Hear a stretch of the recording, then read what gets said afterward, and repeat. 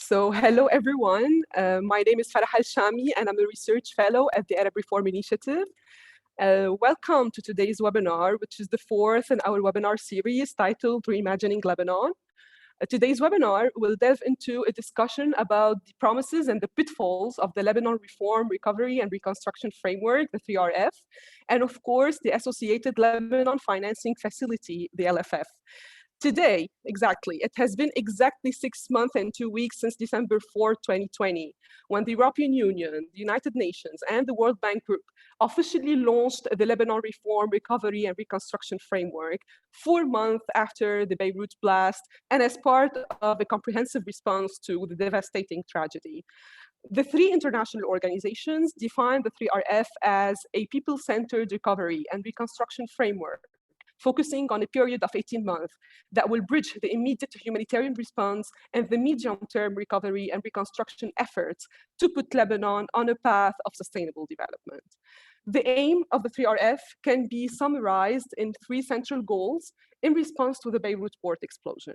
First, it's a people-centered recovery that returns sustainable livelihoods to the affected population, improves social justice for all, including women, the poor, and the vulnerable groups, and ensures participatory decision-making. Second, the construction of critical assets, services, and infrastructure that provides equal access for all to quality basic services and enables sustainable economic recovery. And third, the implementation of reform to support the reconstruction and to help restore people's trust in governmental institutions by improving governance.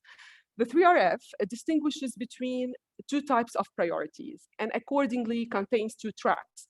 Track one is the recovery track, and track two is the reform and reconstruction track.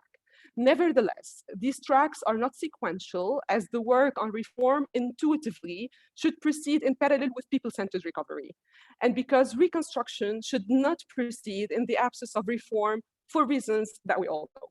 And reform in particular, it is worth to mention that reform in particular is expected by the tripartite to have a national and a more systemic and sustainable impact, speaking about reform. Today's webinar will aim to understand the promises and the pitfalls of this response plan. And that's mainly by focusing on three key dimensions or aspects. First, its attempt to achieve a people-centered recovery.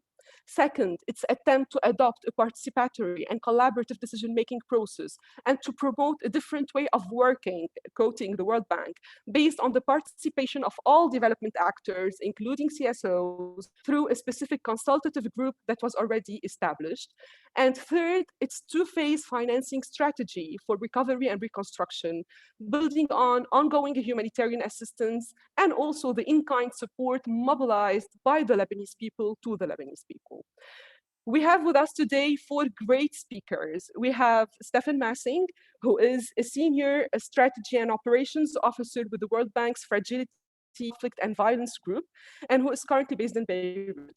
In Lebanon, Stefan co-led the development of the 3RF and led the establishment of the Lebanon Financing Facility, LFF. We also have Zahra Bazzi, who's the programs director at the Arab NGO Network for Development, ANND, since 2011. Her work mainly entails research coordination and project management, focused on development, governance, and human rights policies. We also have Dr. Muna Harb, who's a professor of urban studies and politics at the American University of Beirut, where she is also a co-founder and research lead at the Beirut Urban Lab, which is part of the 3RF Consultative Group. And last but not least, we have Dr. Najat Saliba, who is a professor in chemistry at the American University of Beirut. She is the co-founder and the executive director of Khaddad Beirut, which is also part of the 3RF Consultative Group, and she's the director and founder of the Environment Academy, or EA. Just a few housekeeping notes before we get started with the speakers. Each speaker will have 10 to 15 minutes to speak, and then we will open the floor for a 20 to 30-minute discussion, or actually a Q&A. We are going live on social media, and we can receive your questions and comments either here on Zoom through the Q&A box or in the comments section on social media. And I will make sure to transmit them to the speakers as they are, I promise. We are providing simultaneous translation to Arabic. All you need to do is to click on the interpretation icon that is at the very bottom and to go to the Arabic channel if you would like. So let's now get started, and let's start with Stephen Massing from the World Bank, who will tell us what the World Bank, the EU, and the UN mean by people-centered recovery, and what drove them to adopt this particular approach. Like, is that to offset the shortfalls of the government? Is that part of restoring people's trust in governmental institutions? All sorts of questions that can come to your mind. Stefan will also touch on the two-phase financing strategy and the link between the people-centered recovery and reform and reconstruction, as this would allow him to also introduce us to the LFF as a financing mechanism, because like less people are talking about it. So Stefan, the floor is yours. You have 10 to 15 minutes. Great. Thanks a lot, Farah, for the invitation. And it's a pleasure to be here, colleagues. And I'm very happy to talk a little bit about the 3RF and promises and pitfalls, mainly on what it means, this people-centered recovery. I think, as Farah mentioned, this is a joint initiative that is done by the World Bank, the EU, and the UN, in very close collaboration, of course, with a number of international partners, civil society, and government. Before going into some of the questions that you've put on the table, I wanted to briefly recap that the 3RF, if you want, is inspired by a toolkit that international organizations have, but that none of the tools that we had at our disposal would neatly fit this type of situation. As you know, perhaps there are a number of instruments that the international community uses in a natural disaster context, so to respond to a natural disaster, but also tools that we use to respond in post-conflict situations. So in transitions from conflict to peace, we often do what I call recovery and peace-building frameworks, and there's quite detailed methods and approaches and experiences on that. But the Beirut port explosion neither fit either of the two. It is not a natural disaster per se. It is very much a man-made disaster, which I think is a reflection of a deeper crisis of governance, and I can touch on that briefly.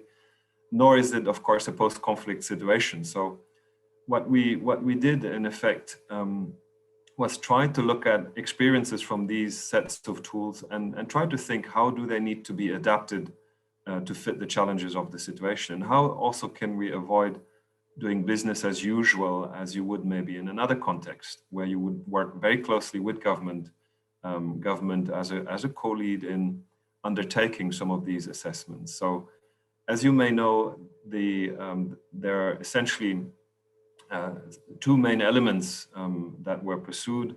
One is a rapid damage and needs assessment, which was carried out within 4 weeks after the explosion, and which was launched in early September by the three institutions, which provided very much the quantitative basis and the analysis of what the impact of the explosion was. And this was then followed by the 3RF in a second phase, which is more of a prioritization framework, which was informed by much more consultations and I would say an unprecedented level of engagement with civil society groups in designing this framework.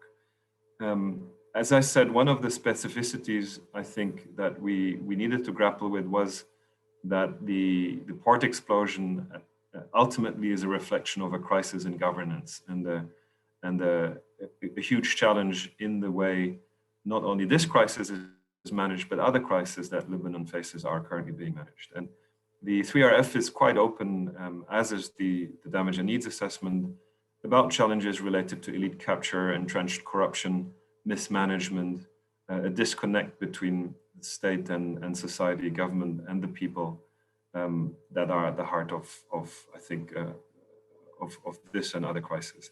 So very much the sentiment after the explosion also was that both on the donor side, international donors, but also Lebanese citizens, Lebanese civil society, that said, we can't continue supporting a government that ultimately needs to be held accountable and responsible for what happened. We need to think about different approaches to work, and hence the need for a more people-centered approach. And thinking about core principles that are integral to the 3RF, such as inclusiveness, participation, but also accountability and transparency. Also, I think it was very clear that this type of response needs to go beyond the humanitarian response. And we need to early on think about how you can provide a response that bridges reconstruction. Reconstruction is a long-term process. It takes, can take 5 to 10 years plus. So how could we fill an interim period so that we avoid the pitfall of stretching humanitarian assistance, but also moving into reconstruction before actually seeing any conditions that allow you to embark on a reconstruction process. And this is why the 3RF has adopted this two-track approach that was introduced briefly.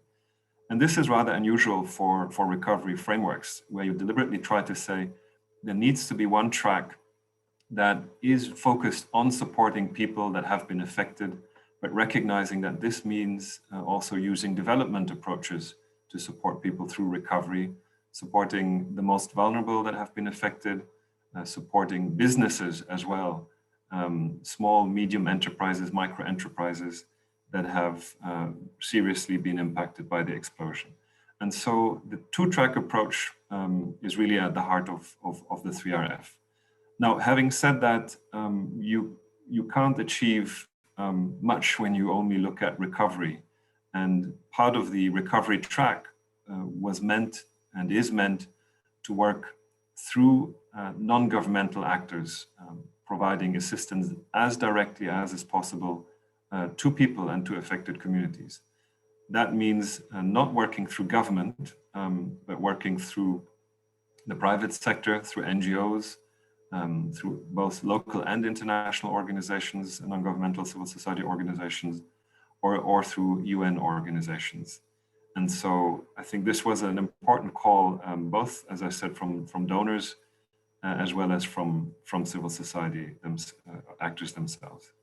I think it also reflected this idea that we need to harness the energy and the capacity and the ability to support recovery from civil society, from non-governmental organizations that were in many cases present immediately, organized and mobilized to do things, and that harnessing this energy is something that will be important going forward. The people-centered approach, however, is not only reflected in the way the priorities are framed, but also in other aspects of the 3RF. One is the governance of this framework and thinking about institutional arrangements in a different way than we would normally do in a similar in a post-crisis context, as well as the financing strategy. And I'll touch on them briefly in a second. Now, before coming to the governance, I think one important point that I want to stress as well is that why we not only have a recovery track is the recognition that you do need government, you do need reform, and you do need to work on a range of policy actions and medium-term reforms to prepare the ground for mobilizing additional financial support, for regaining trust, and also to prepare for reconstruction. So the 3RF has, as one out of 4 pillars, a governance pillar. So a pillar that you would normally maybe not expect in a disaster response framework as centrally as it is in the 3RF. It is about core governance reforms that relate to accountability, that relate to the use of financing through reform of procurement, public investment management, transparency. And all these are fundamental for government to gain credibility, regain credibility, also from the international community to mobilize financial support.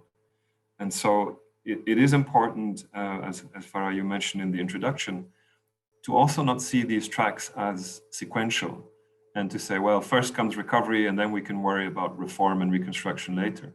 But it is very important that we see these as interconnected and as proceeding in parallel, and that there are certain types of policy actions that on the one hand you need to take to facilitate recovery, But there are also early steps on the reform side that are really critical before we can think of reconstruction. And the 3RF highlights a number of laws that are either pending for a while or that are very important for reconstruction in this context. Now, let me quickly talk about the two other aspects in the remaining 3 or so minutes that I have. One is on the financing.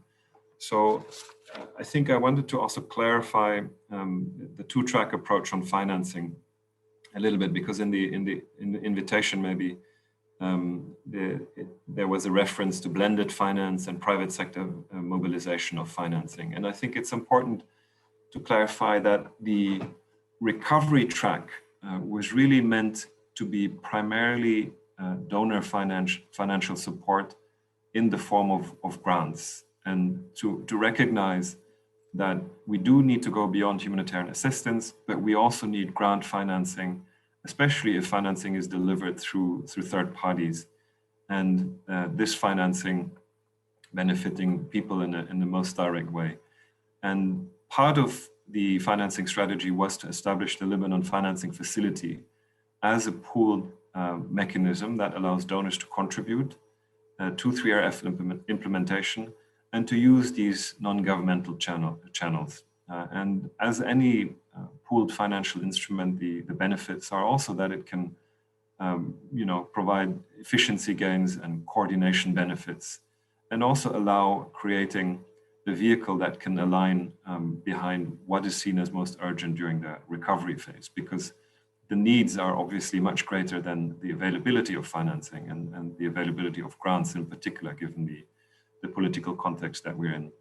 The second, if you want, phase of financing was to say, we recognize that it is not donor financing in the form of grants that can reconstruct Beirut. It needs to be public sector led. It requires significant resources that need to be based on instruments such as loans or concessional loans, but also the mobilization of private sector capital. Now, this is not possible without reform, and it is not possible without the fundamentals being in place and the economic fundamentals being in place to do that. And so the mobilization of sources through the public sector in the form of more significant volumes of financing would only proceed in a second phase and subject to reforms. So I think here we do have a more sequential approach where we say grant financing is indispensable for recovery. Reform doesn't cost money. Reform is not what costs you a lot of dollars. You may need some support in terms of finding the best policy solutions, but typically this is not what is the constraining factor. So financing in a second phase through the public sector is what is critical. Let me talk briefly about the architecture and institutional arrangements. I think this is also a reflection of how we wanted to be inclusive and reflect this principle of being more people-centered by involving civil society in the design of the 3RF in a really much stronger way than in the past, and also creating an architecture through a consultative group which gives civil society an equal voice at the table, overseeing implementation and being part of that policy dialogue. Part of the architecture also foresees, it's not established yet, but is in the process of being established, an independent oversight board, which would be a civil society-led accountability institution, which would have more of an outside watchdog role to hold everyone accountable for how financing is utilized, but also how progress is being delivered against the reforms, for example, and against the commitments that are also taken by the international community. Now, of course, civil society always can and must play an oversight and watchdog function, but by making it part of the architecture and by giving it a real prominent and visible role in this arrangement, I think the the intention is to make sure that it is not forgotten and to create a way of working that mobilizes civil society in different ways, in different roles and functions. Now, it remains to be seen, I think, and that is part of the theme of promises and pitfalls, to what extent this will work or not work. It is a bit of an experiment, and we haven't necessarily done this elsewhere in the way we're doing it here. At the same time, you do need to experiment and try out new things if you realize that old ways of working are not working any longer. And so a lot depends also on everyone making this happen, right? It is not that the EU, the UN, or the World Bank necessarily has a recipe how this could work. I think this is co-creation and trying to work yes. things out as we go along. Yeah. Thank you, Farah, Stefan. I think I'm out of time, yeah. You so are. I'll stop here. But no worries. Thank you very much for a very informative presentation. We needed to know all of these details, actually. And now I'm gonna turn it to Zahra Bazzi, who will speak about the conditionalities and the repercussions associated with the financing for development, or FFD approach, that is adopted by the 3RF and the LFF that Stefan just introduced us to. And that's across all the identified pillars of work. And that's especially as there are concerns related to the link with IMF conditionality, related to the explicit mobilization of funds through public-private partnerships again, and through finance blending, despite all that was said by Stefan, as well as through the in-kind support mobilized by the Lebanese people to a lesser extent.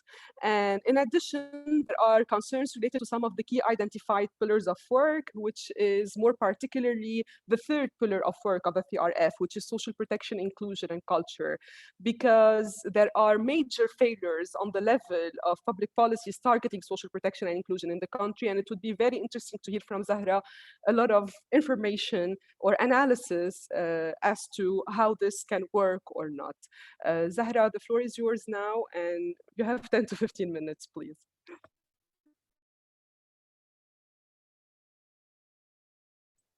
You're still muted, I guess.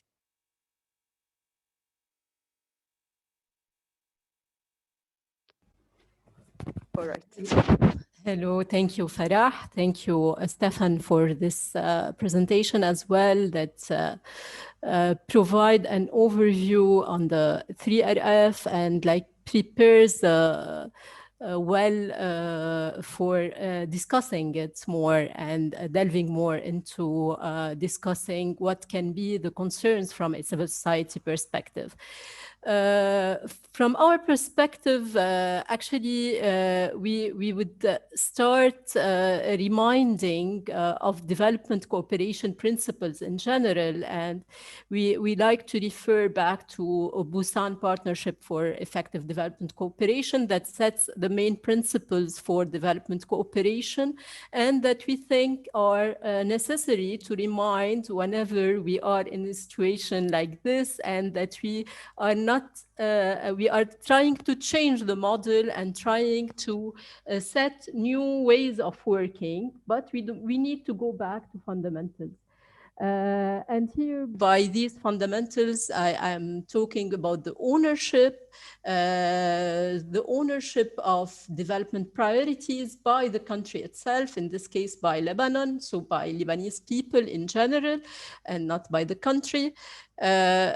Issues like developing countries or donors, or in this case, the World Bank and the UN and the EU, having a role in strengthening the country systems instead of duplicating or creating new channels or bypassing the country systems and with different channels and systems. The third is more related to result-based management, and this is clear, and the inclusive partnership for development.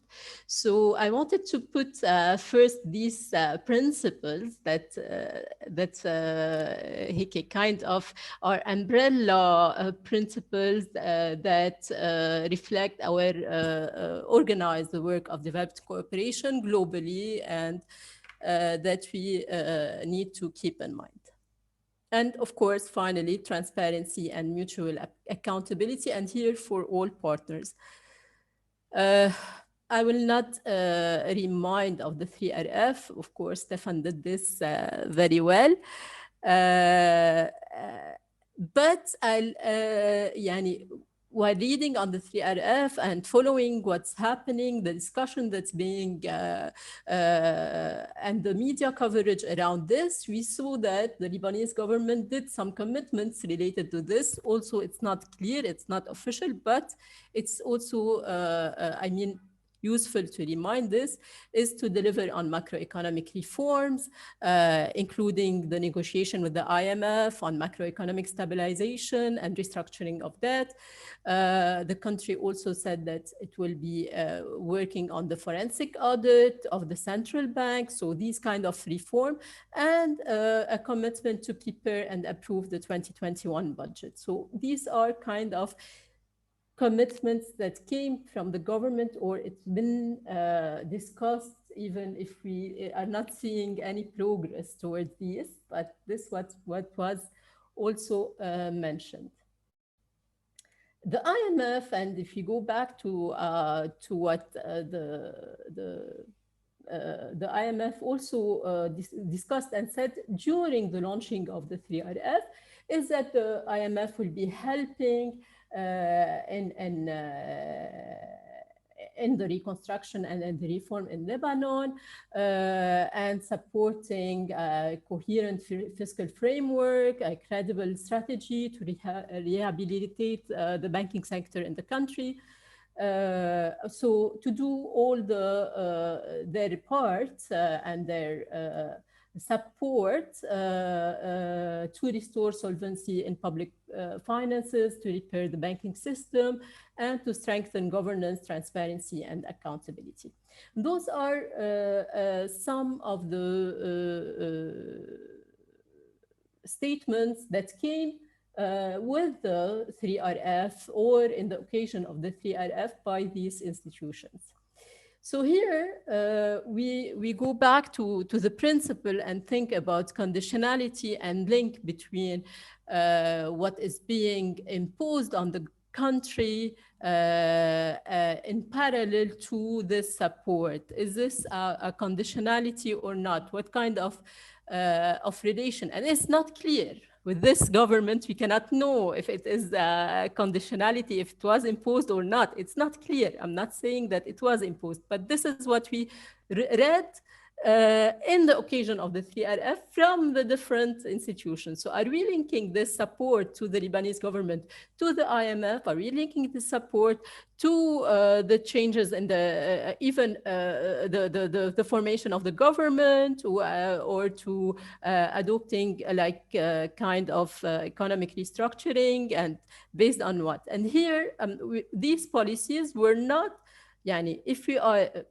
are at a time that the people did not do their choices, they did not elect their new government. We didn't do we didn't pass this transition, the democratic transition, and all of these conditionality are imposed.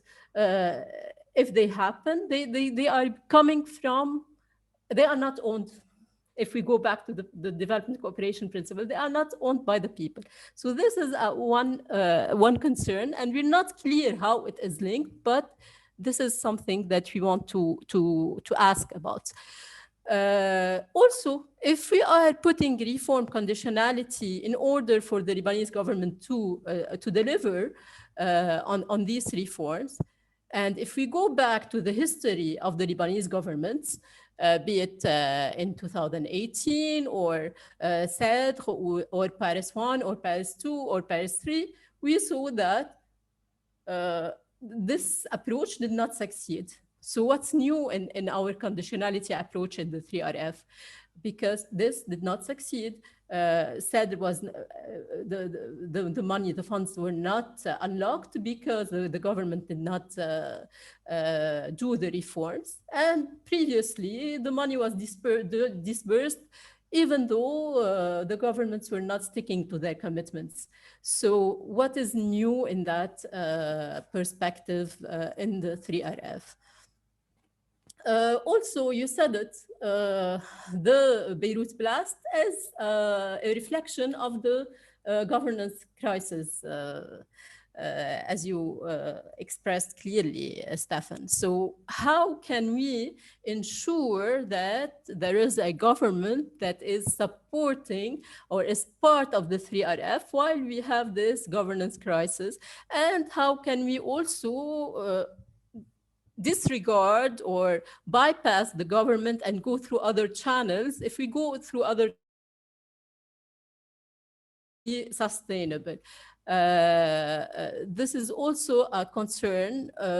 I saw that the 3RF is supporting some initiatives, some law reform that could be sustainable long-term in terms of governance, but it's not supporting the systems, the institutions themselves. So what was the thinking behind going into that approach?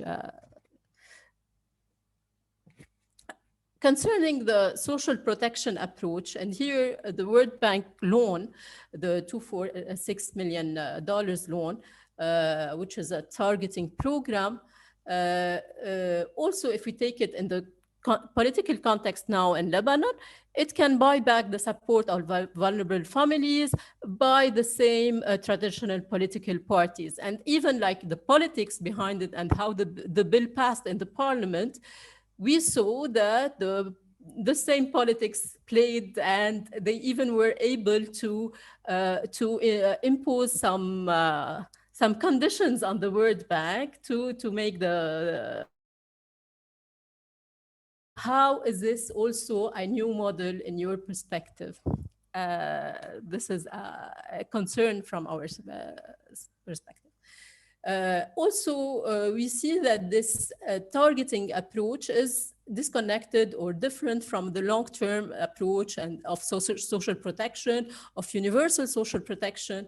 We've been involved in developing a strategy with even with the Ministry of with the Ministry of Social Affairs. Sorry, Foreign Affairs is taking highlights today. Of Ministry of Social Affairs to work on the social protection strategy for Lebanon, and we did a lot of work on being universal approach, etc. And now we are taking an approach through these programs of targeting without having a clear link between, we understand the difficulties, the current difficulties, and the necessity to distribute funds to vulnerable families, but how is this linked with a long-term approach to social protection and to specifically universal social protection policies for the country?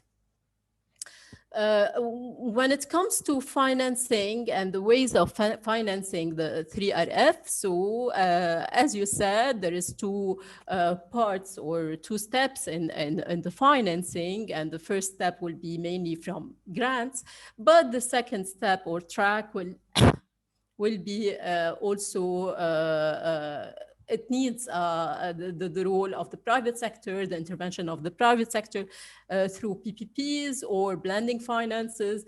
And the fund itself will be an endowment or an institution that can help in raising the fundings and ensuring the funding. This is fine, but this from the experience in Lebanon and in other countries, we know that this kind of funding raise concern about profits and benefits of the private sector over development goals. So how can we ensure that the private sector will be held accountable when it is taking part in development cooperation and in funding such an initiative? So all these concerns actually takes us back to the same principles of development cooperation. So what we are looking for and to understand more, we don't have clear answers or even our concerns are not clear because we don't have all the information. It's more like questions and concerns that we are raising here. Can economic and social reform, from our perspective, should come from inclusive and democratic policy processes and not be dedicated by IFIs or by donors in general.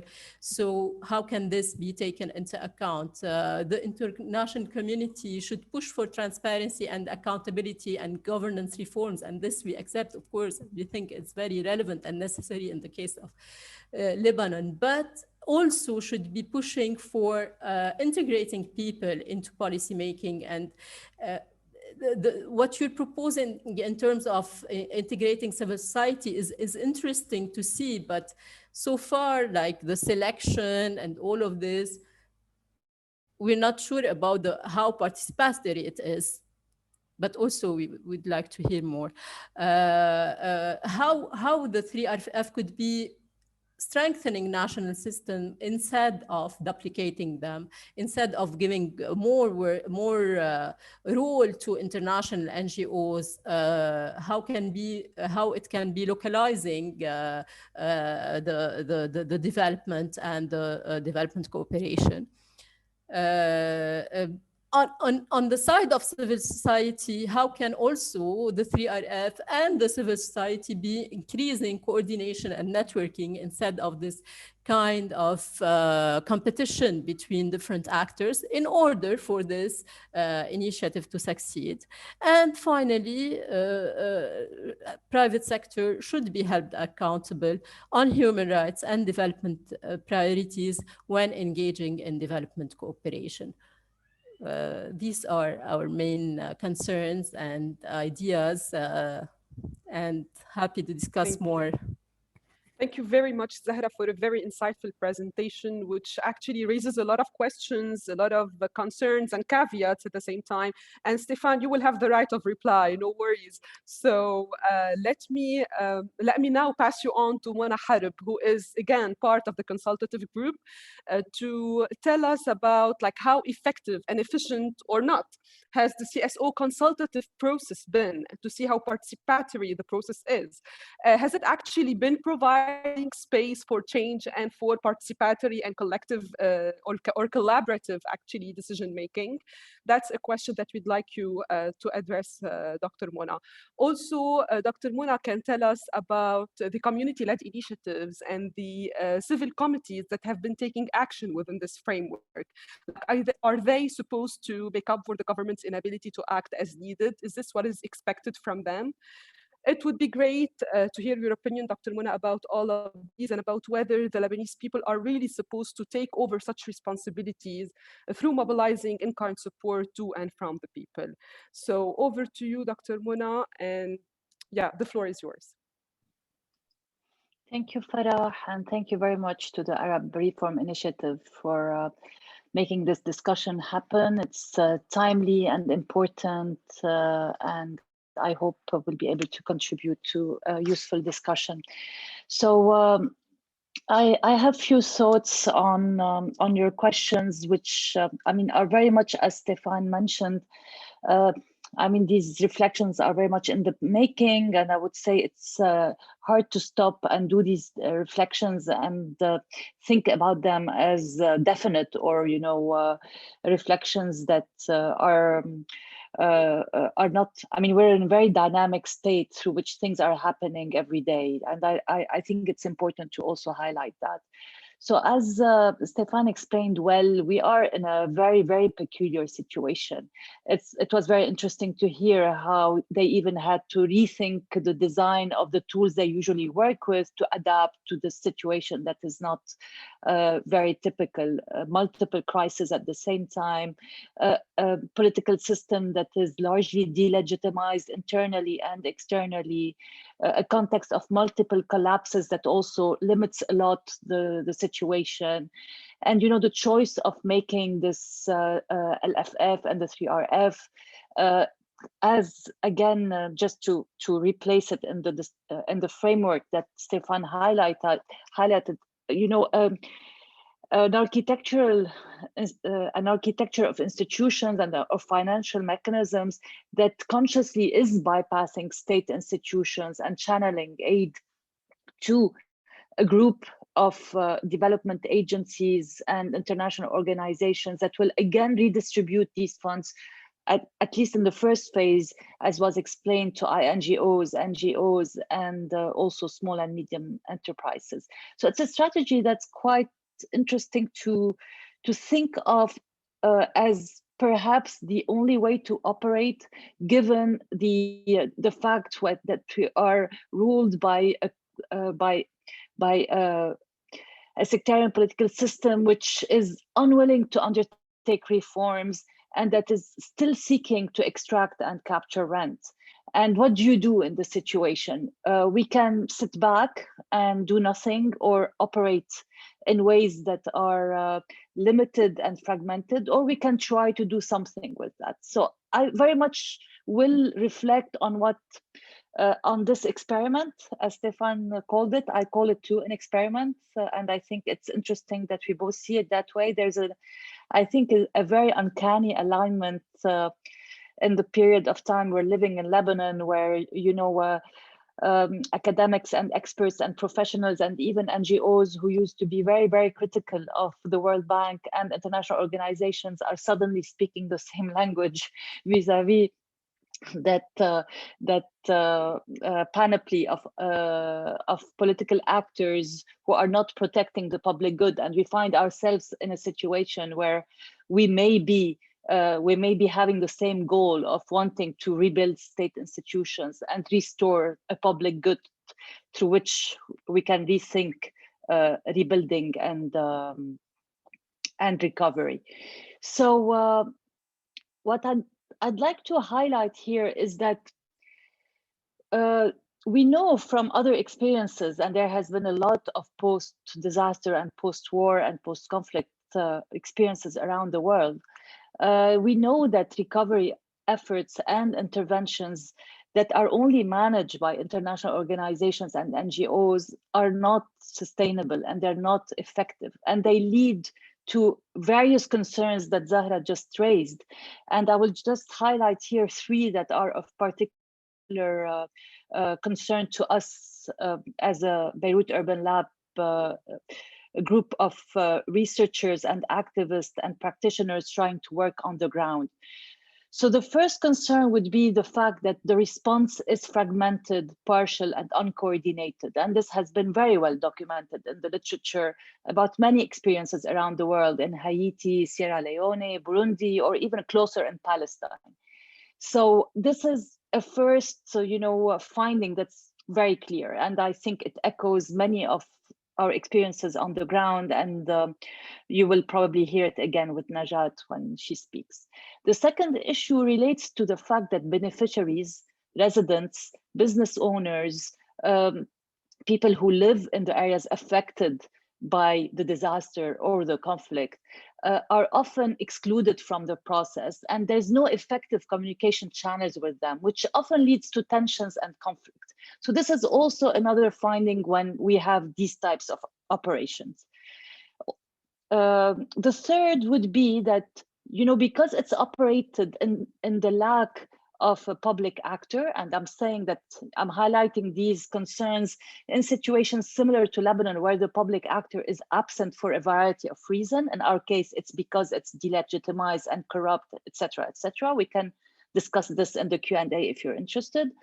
But when we don't have a public actor or a public institution protecting the public good, or simply thinking of recovery in relation to a larger strategic vision or a strategy, maybe not even a vision, a strategy of work that would coordinate the response, no one will do it. No one is going to protect that public good, because simply NGOs and international actors or the private sector is not mandated to do that. They don't have it in their mandate, in their job description, that they are seeking to protect that public interest or that public good. So that's why the literature qualifies these situations where NGOs become, dominant, they rule, and they qualify this as a republic of the NGO. And I reflected on that with my colleague Mona Fawaz in an article where we raised this concern very early on back in October, and asked if Lebanon is going to become a republic of the NGOs. So today, I would say several months after that process, we are in a situation that echoes and resonates very much with these three issues that I highlighted. The reconstruction response is uncoordinated. It has been, the public institution that is supposed to coordinate NGOs is the Beirut Forward Emergency Room, the FER. It hasn't been able to do so effectively. It had assigned the NGOs to geographic areas, but it wasn't. That model did not work really well, and it has been discontinued. The municipality and the Muhafiz of Beirut have not risen up to their responsibilities to guide that process. So we are very much in that void vis-a-vis a public institution guiding the process. That leads to residents and beneficiaries who should be receiving aid and support to be pretty much excluded from decision-making mechanisms, or at the least, at best, not informed of who are the actors in charge, what are the processes concerning repairs and reconstruction. They don't have recourse mechanisms if they need to, file complaints or express any concerns they have. So they're very much left to their own, and it becomes, it depends on who they know, what is their social capital, their social networks, that would differentiate them in terms of accessing this information. The third dimension is the fact that this response is primarily focused on buildings and physical repairs, and there is no strategic vision, urban or economic even, that is guiding the recovery works. There was, Zahra highlighted the fact that we may be, repeating the same model of a rent economy, relying again on loans in the long-term vision of the 3RF, rather than trying to rethink an economic model through that 3RF. And there's no really even a debate on this. What is it that we're rebuilding? How can we address the detrimental urban trends that ruled these neighborhoods prior to the blast? We are in a situation where the city has been enduring extreme urban trends like gentrification, privatization, securitization, abandonment, and impoverishment even prior to the blast. And with the multiple crises we're living now, this is further aggravated and amplified, and lives of people and their livelihoods in these neighborhoods have been transformed profoundly. So how can we envision another way of rebuilding that challenges the premises upon which the urban dynamics were conceived in the last 3 decades? This is a very important discussion that we are not having at the scale of public institutions because they are absent. So this is also a void. Now, the 3RF is not addressing any of these 3 issues: how to coordinate action better, or how to, rebuild public institutions, how to make the response led by a public institution, how can we empower the municipality, how to engage residents and beneficiaries more. What they're doing is to engage CSOs like ourselves in the consultative group and the oversight group, and try to inform their work through our so-called strategic guidance for the consultative group. It's a very interesting setup, and I think Stefan highlighted why it's interesting and why it's novel in the history, not only, I would say, of post-disaster and post-war responses around the world, but also even in Lebanon. And here I'll just remind everyone that, we have a history of post-conflict, post-war reconstructions, starting from a private real estate company that led the rebuilding of the Beirut Central District, to a private project, WAD, led by a political religious group, Hezbollah, in 2006, to the partnership that happened between UNRWA and the community for the rebuilding of Nahr al-Barid in 2008. So now we have a fourth model, I would say, of rebuilding through this financing facility that is going to pilot the reconstruction and delegate a lot of the works to NGOs, INGOs, UN agencies, other development agencies, also microfinance agencies and private sector and the private enterprises. So, you know, I would say from an academic perspective or a reflective perspective, we have a lot of work to do over the next years, learning from that experiment and exploring where it will lead to. It's certainly a very interesting institutional setup. So a couple of words before I try to conclude on what is the consultative group, just to make sure that you all know how it came to be and how it's operating, given the Beirut Urban Lab is serving in this first rotation on it. So the consultative group includes representatives of the international community. It includes also 9 seats for representatives of the government and 9 seats for CSOs, including NGOs, representatives from the private sector, from professional groups, industrialists, engineers, and businesswomen, and from academic initiatives. So these CSOs were selected through an open call. The selection committee reviewed about 50 applications and selected 15 CSOs at the end, of which 12 are sharing 6 seats. And that choice was to maximize representation on the consultative group. So the 3 continuous members are the Lebanon Humanitarian and Development NGOs Forum, the LHDF, which is an umbrella association that groups more than 80 NGOs. CAFA is the second, and the Lebanese League for Women in Business is the third. So these continue throughout. And then we have 6 members, which will, 6 seats where members will rotate. So these include Société Saint-Vincent de Paul, Live Love Lebanon, Green Mind, Arc-en-Ciel, the Beirut Urban Lab, the Beirut Heritage Initiative, the Lebanese Union for People with Physical Disabilities, Khaddit Beirut, Al-Dik, the Lebanese Center for Human Rights, and the Association of Lebanese Industrialists, and the Order of Engineers and Architects. So there will be rotation every 3 big meetings we will have to ensure the voices of as many as possible from members of civil society who applied for membership on that consultative group platform. I believe that so far, from our seat, from our perspective, the consultative group has been a pretty effective platform that has been enabling information sharing and synergies between CSOs. To illustrate this through an example, we have been seeking through that consultative group platform to rally other CSOs over an integrated urban strategy we're trying to pilot in a section of the neighborhoods affected by the blast. And we have been also seeking support from the 3RF group to endorse the strategy that would mitigate at least 2 of the shortcomings or part of them that I highlighted before, and consolidate, on one hand, more coordination between groups of actors, and on the other hand, it could help us endorse an urban vision of recovery.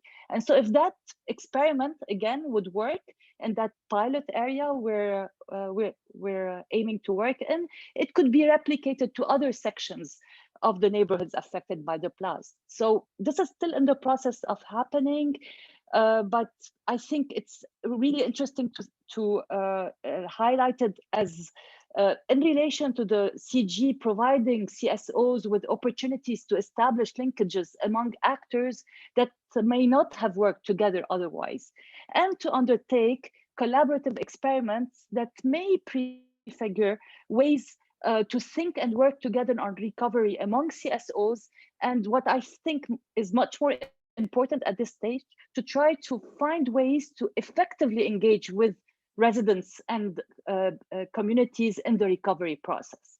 So this can also pave the way for possible institutionalization prospects, and I'll add with that this is something that I think is very challenging for us at the lab, how to institutionalize these efforts in conjunction with the municipality and the muhafaza if we want to, rebuild the most natural ally of the rebuilding of these neighborhoods is the municipality and the muhafaza.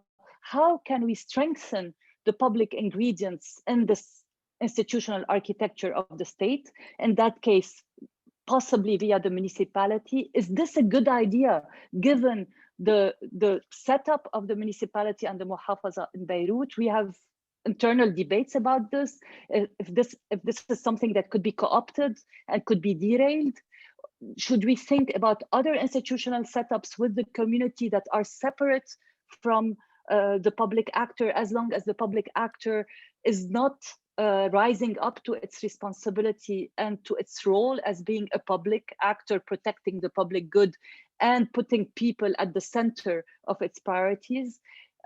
They're very difficult questions to answer. We're still thinking about them. We do have in public institutions in Lebanon some public institutions and agencies and ministries where you have public officials trying to protect that public good. How do we strengthen these public elements? Do we ally with them? Do we work with them? I mean, these are questions that are very much guiding our reflections and our work, and that we are trying to address through the work we're doing at the Urban Lab. In addition to, and I'll end with that, sorry if I took more time, but just also a point on the importance also of collecting data that would inform the work of other actors as well. And we're trying to do that, as we have done before, by sharing this data in open access, a data that is georeferenced, that is spatial, that is gender sensitive, and that also is aware of the power map of stakeholders. So we take into account the very challenging urban politics at play in these neighborhoods, and we find ways not to circumvent them or to deny their existence, but to think of ways of solidifying the existing solidarities in these neighborhoods when they exist. So identifying these solidarities, these networks where people are trying to forge something and build a community work together, and amplify these types of work and organizing through the work we're doing too.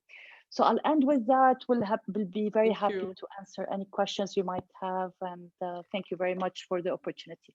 Thank you very much, Dr. Muna. Very important key messages, recommendations, and questions that we will hopefully get the chance to discuss during the Q&A. I will now, over to you now, Dr. Najat Saliba. You are also part of the consultative group, as Dr. Muna has just mentioned, and you are the executive director of one of the most nascent community-led initiatives that arose after or following the Beirut Blast. So you can tell us if the response has been actually providing a basis for a people-centered recovery over the past 6 months as proclaimed. And you can answer the questions or some of the questions that Stefan has answered, but from the perspective of civil society, of community-led initiatives, of social workers. You can also tell us more about the community-led initiatives and the civil committees that have been taking action as part of the 3RF, and how they are trying to make up for the government's inability to act as needed. So in other terms, or just in brief, how have things been going in practice, Dr. Saliba? The floor is yours. Thank you, Farah. You made my job so difficult after the interventions of Stefan, Zahra, and Muna. Thank you all for your rich and very valuable comments. And I think you made it's going to show that we have a lot of commonalities, even though we're not talking often. I think we share lots of lots of concerns, I would say, and lots of good stories. So yes, I will focus on people-centered recovery. And it was interesting for me to just go back to the dictionary and look for what is recovery. It's basically combating a disorder. And what was interesting in looking up the definition of the reconstruction is that I like the last one, to recreate or reimagine something from the past, especially by using information acquired through research. And I like that maybe because I'm from academia, and I like to base everything that we do on data. So from there, I just wanted to link those two definitions into how it is a people-centered recovery. And then I looked at the three main goals of the 3RFs, and I will not go into them. I will not go into the details here because Farah already, in her introduction, reviewed those three main goals. But I would like to take one example where a people-centered recovery is looking into sustainable livelihoods, and also look into whether, looking at the last sentence here, whether this people-centered recovery has also engaged government, civil society, private sector, and other development partners. And to start with, I want to give an example that we worked in since 2015, since the breakout of the solid waste management problem. And at the AUB Nature Conservation Center, we have worked on this problem since then. And we looked at what does it take to actually come up with an integrated solid waste management problem. And we concur and actually learned from people all around the world that all of us agree that there are three main pillars for anyone to come up with an integrated solid waste management plan. And they are the governance factor, and I would like to stress on this, the physical components, of course, and the key data. What is so interesting also when we learned about this, and as we went through our research and our coordination and collaboration with many public and private entities, that each one of these main pillars is connected with so many other factors. And so you cannot talk about governance factor, you cannot talk about so many components related to governance factor. Same thing for physical components, and same thing for key data. And if you take each and every one of these components, there are also subcomponents that are connected to it. And so you see that the problem that you can, you start looking at the big picture, like above the clouds, and you start digging into the problem, you see so many factors being involved. And at the end of all these factors, when you tackle all these factors, and if you look at them, dark blue dots here, you see this is when you reach the end user. So this is when people start learning or start receiving the service that you have planned and worked on, so that people are aware of what's going on. And so let's talk about this last component, the end user satisfaction. So how does it go usually? The funder comes and looks at entities that are qualified to do integrative solid waste management plans. And those entities basically are the ones who are supposed to connect to the end users. Very rare the funder, when the funder comes and says, okay, I want to directly work with people or work with the end user to see how satisfied they are. But what was interesting is that we were commissioned by EU to actually look at this particular question. Were end users satisfied by establishing 11 solid waste management sorting facility plans, or solid waste management plan in 11 service areas? And what we wanted to do actually, when we looked at these service areas, we didn't take them as one area per se. We said, let's not do that. Let's look at municipalities and see in the municipalities whether people are aware of the presence of the solid waste management and whether they are satisfied. And so we conducted 418 survey, 26 scoping mission, 5 focus group discussion, and then 1 general workshop. And I'm not gonna bore you with the details here.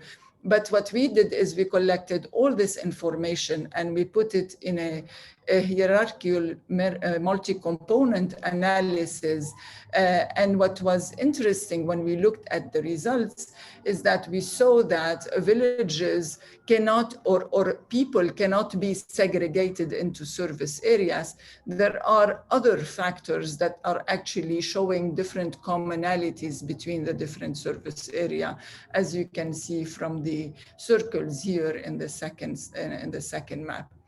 And so when we looked at the main factors that are clustering those villages, although they are not from the same areas, we saw some commonalities between them. So in some cases, you have low service equity.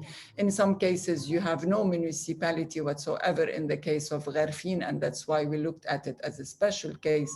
In some other cases, you have community engagement that is different, and then you have strong political alignment, or you can have strong kinship association. So what I'm trying to say here is that the people are not just a one lump aggregation of people that you can collectively talk about them. What we found from this end user satisfaction survey is that the context where people live is important. The local governance is also important.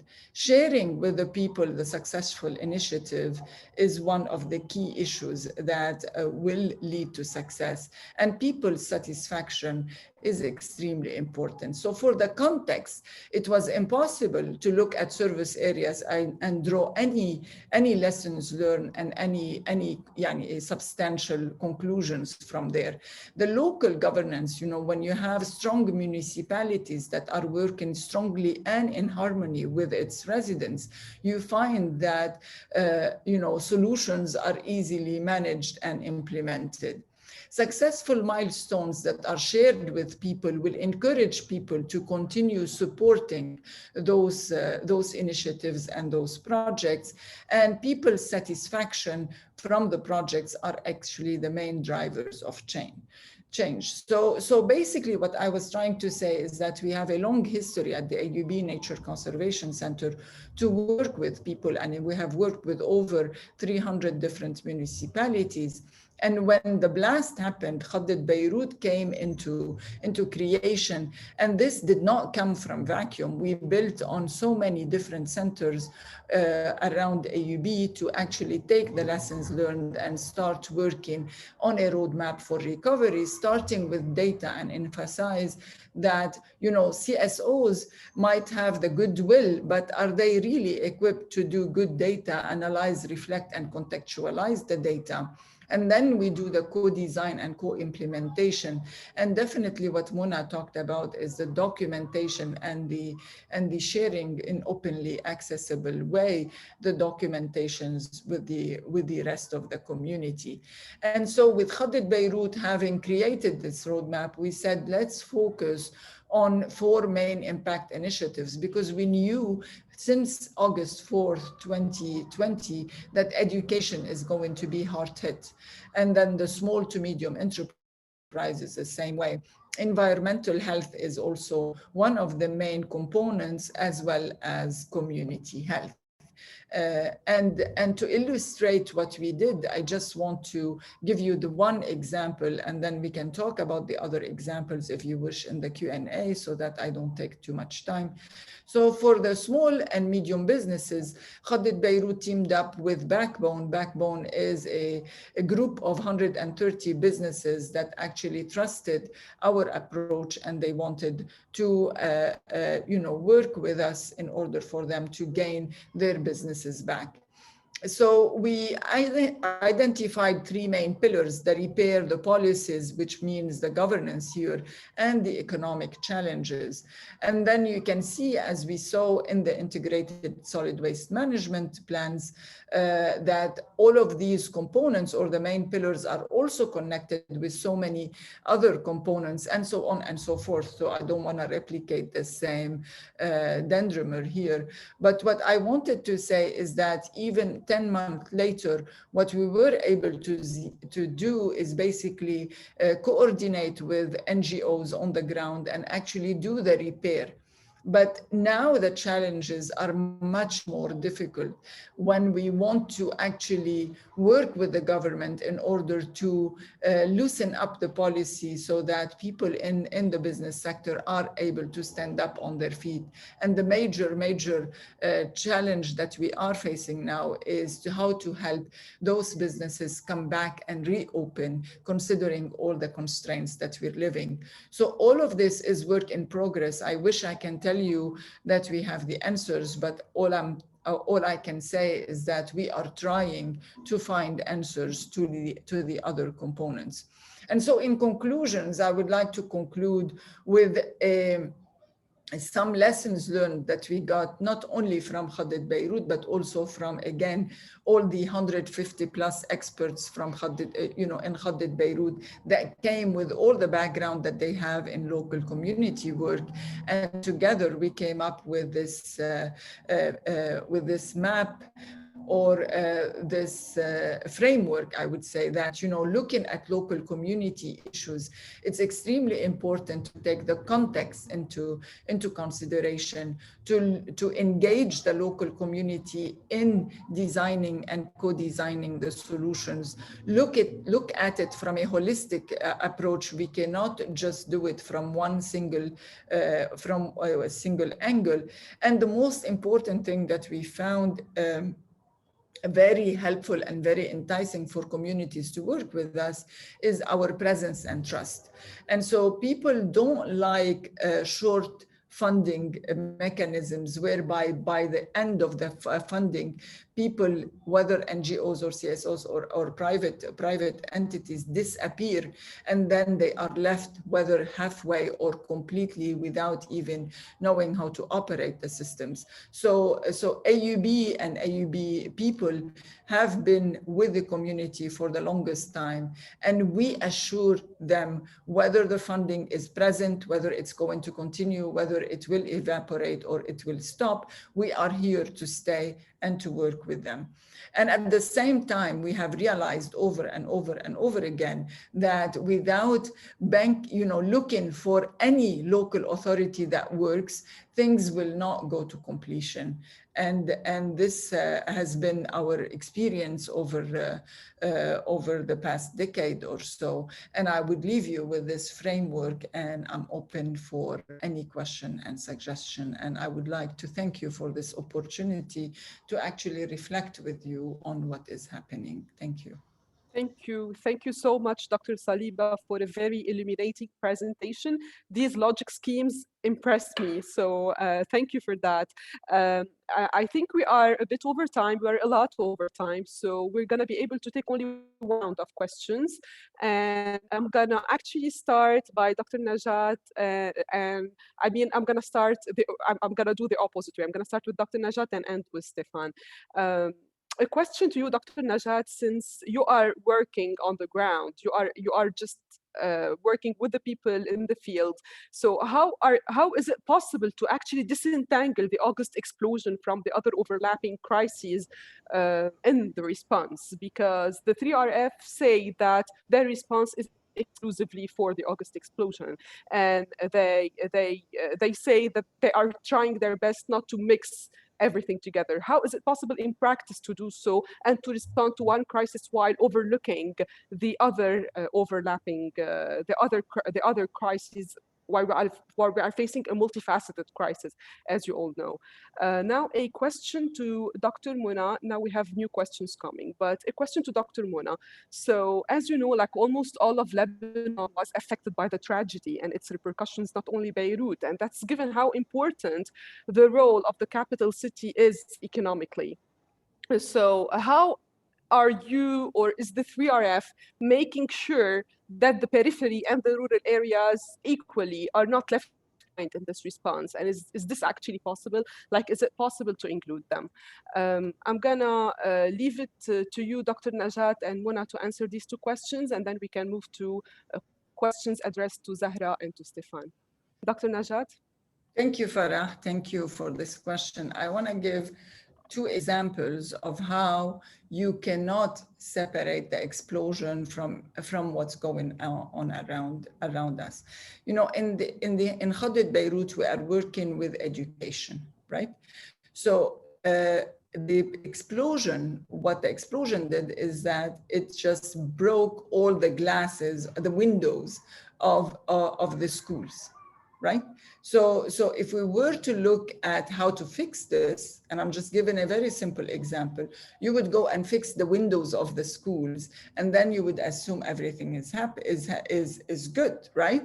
While what we're finding is the education challenges are not in the windows of the schools, because the students are not going to school because of COVID. So you cannot separate COVID from the explosion. And at the same time, students are learning online. And so how could you separate the online teaching from COVID and from the post-explosion problem? So it will be very difficult, almost impossible. And the challenges in education they are linked to the explosion, because people have been evacuated from their homes, evacuated from their schools, but at the same time, the COVID and the online learning and the economic situation has put students without laptops, learning on WhatsApp, has put teachers to give their classes on WhatsApp. So there is a huge catastrophe that is going in the, behind the scenes, if I want to put the explosion on the scenes, in the scenes. And I want to give another example that is always, it gives me shivers when I think about it. There is a scientist who was talking about climate change. And he said when he was in Africa, he was one of the main advisors to the government. And they realized that, desertification, in order for them to combat desertification, they have to stop letting animal graze in the fields, right? They want to allow the vegetables to grow. And so he advised the government to kill 40,000 elephants, because they wanted to eliminate the presence of the animals to graze. And then they realized, by not letting the animals go and graze, the soil was not reproducing, the soil was not turning around, because the animals, when they graze, they push the soil to regenerate. And he has this YouTube where he says, this is a mistake. When I don't look at things holistically, this is a mistake that I committed and I will take with me to the grave. So it's impossible to look at one angle without looking at a holistic approach. Those are my 2 cents. Thank you very much. Dr. Muna? Yes, thank you for the question. I'm thinking that Stefan would also need to answer that one, but I'll give my 2 cents on that. I mean, of course, the blast happened in Beirut, but the whole country suffers from a lot of problems related very much to the issue raised by the person who asked this question, related to the unbalanced development and what the literature refers to as the macrocephaly of Beirut. It's a problem that dates back to the 1960s and that had been identified very early on by the French mission of IRFED, which highlighted at the time the importance of thinking of more of regional balanced development, of regional planning, and that we completely dismissed until there was a group in the CDR that worked on the development of the Lebanese National Master Plan, the Schéma Directoire pour le schéma d'aménagement du territoire libanais, SDATL, which exists, and we have a marsoum, a decree that approves it, that was issued in 2009, and that provides a blueprint for how the balanced development across Lebanese regions should happen.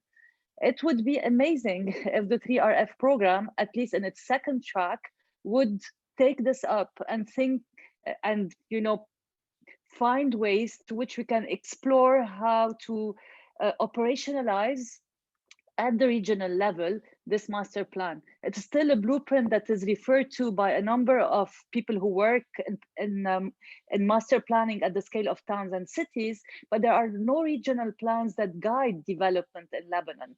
And there has been a lot of thinking about this in relation also to the decentralization law and to the creation of Majlis Qada, of a council at the scale of the Qada that would play that role, a regional planning role. And of course, the decentralization law was never issued. It's still dormant in the drawers of the parliament, like so many other laws that need to be actioned, including the independent judiciary that would force an accountability system on so many things. So it's a very pertinent question. I don't know if you will reach a stage where we'll have a government that would take these essential issues into account. We have the studies to make it happen. Yeah. Of course, thank you so much. A question to Zahra. So Zahra, what are the alternatives for political and economic conditionality when it comes to international aid, especially in the case of Lebanon? Can you answer?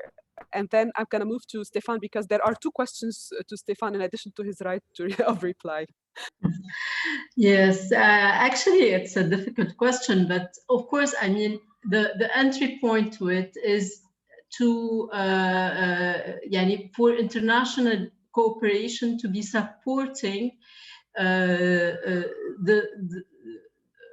citizens, the people, the civil society to design their policies instead of dictating those policies or designing those policies and putting them as conditionality for other reforms and other aid.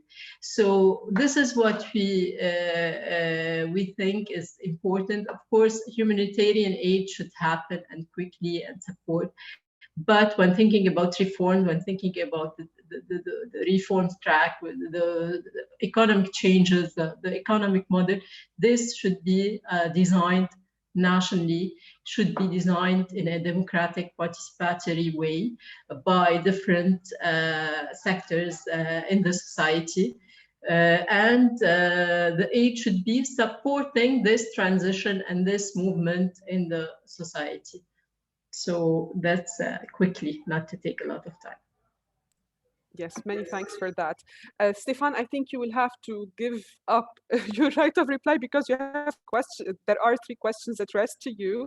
I'm gonna start with the first 2 and leave the third for, like, if we have time that we can address it.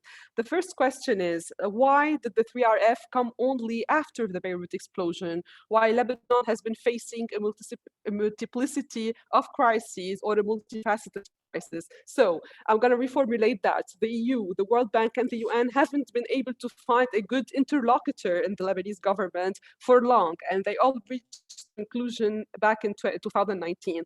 Why did finding other parties and non-state development actors had to wait to be cemented just following the devastating Beirut blast? So this is the first question. And the second is how the 3RF is working towards a people-centered recovery, while something like the Association of Victims of the Blast that was recently established is still excluded from the framework, while being the only real representative framework for victims of the affected area. Stefan, the floor is yours to answer. Great, thank you. First of all, let me say how much I enjoyed listening to everyone, and I think on a more funny note, I think that we must be doing something right if civil society is criticizing the World Bank for disregarding government. So I find obviously say that with a smile. But no, on the first question, I think it's an excellent question.